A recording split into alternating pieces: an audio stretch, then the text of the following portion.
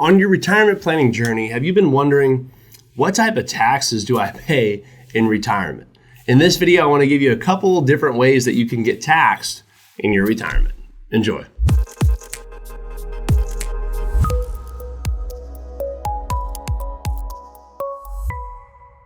Hello everyone, I'm Logan Sadler. Thanks for stopping by the Financial Beat channel. As always, here to bring you guys some good insight and some tricks and tips along the way here on retirement planning. So I actually had a conversation today. For those of you that haven't checked it out, we have a radio show that's out here in our local areas, and it's also on the YouTube format here or Facebook format, wherever you're watching this.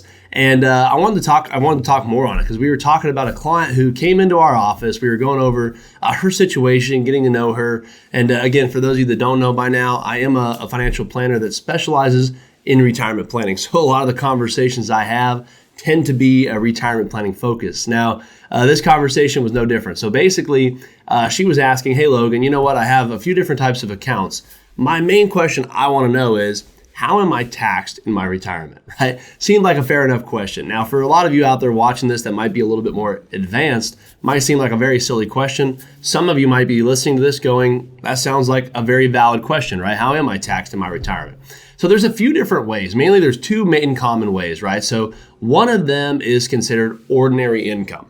Now, for those of you that don't know, I always tell people when you're talking about taxes, you should always seek professional guidance. So making sure don't watch this video and do anything based off the video. Make sure you're coming in or consulting with a qualified tax professional or qualified professional to help walk you through some of this. Always recommend that before doing anything when talking about taxes. So one of the things is, so the main way is ordinary income. So ordinary income is whatever income level you're at. So if you're at the 22% tax bracket, essentially you'd pay 22% taxes, right, at ordinary income level. The system is marginal, so that's one thing we'll dive into that in another video, but essentially it's taxed at your ordinary income rate.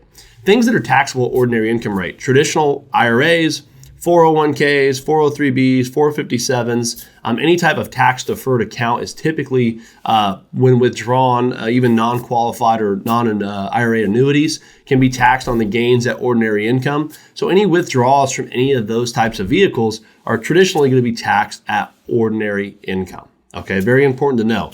The other type of tax, or the second most common, is what's called capital gains tax or capital loss tax. Essentially, how it works is if you had a non-qualified brokerage account, meaning you had $100,000, put it into a brokerage account, and it made $5,000, and let's say you sold that stock for whatever reason, that gain, when you realized it, would be taxed at a capital gain, right? So there's short-term and long-term gains. So that's something, again, you want to be aware of. Traditionally speaking, long-term gains might be a little bit more tax-friendly than short-term gains. So typically, long-term gains are if you hold it for more than 1 year. Short-term gains are if you hold it for less than a year. So those are the two main types. So most people we're meeting with, they have 401ks, IRAs, or they have cash in brokerage accounts and things like that.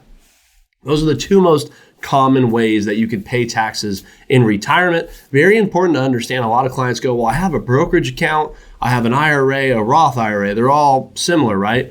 Very, very differently, right? The Roth is tax-free if you follow the guidelines.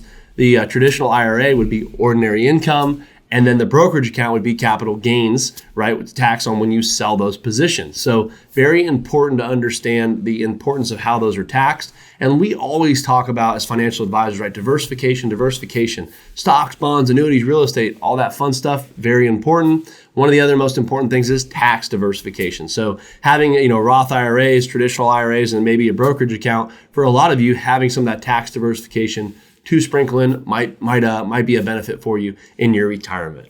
Again, hopefully you enjoyed this video. If you haven't by now, go ahead and subscribe to this video to the channel. And again, give us some comments and some other videos you might want to see on here. We'd be happy to do them. Again, just trying to bring some value and some education to maybe your retirement plan. Have a good day.